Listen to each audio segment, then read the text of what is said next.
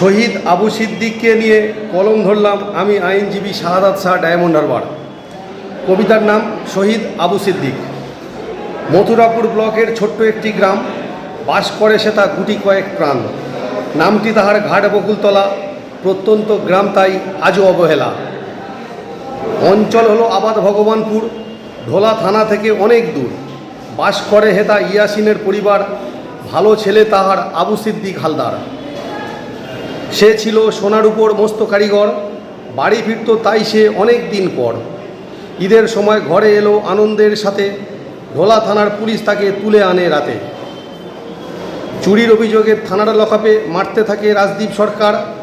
খবর পেয়ে পড়শিরা সব করছে হাহাকার।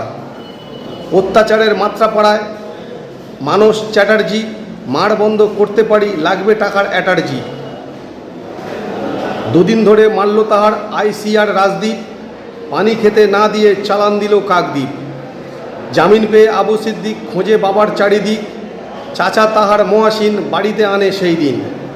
বাড়ি ফিরে আবু সিদ্দিক লুটিয়ে পড়ে উঠানে, কোথা কোথা মেরেছে পুলিশ বলিল সে চাচার কানে। খবর পেয়ে পড়শিরা সব ছুটে এলো যখনই, জ্ঞান হারিয়ে আবু সিদ্দিক মাটিতে পড়ে যায় তখনই। হাসপাতাল থেকে হাসপাতাল পাড়ি দিয়ে কলকাতা, স্বস্তিক নার্সিংহোম চাচা খুঁজে পেল সেথা। অবশেষে মৃত্যু যন্ত্রণায় নিতর হয় দেহ, শহীদের খাতায় তোমার ইতিহাস লেখা আছে যেন। নমস্কার।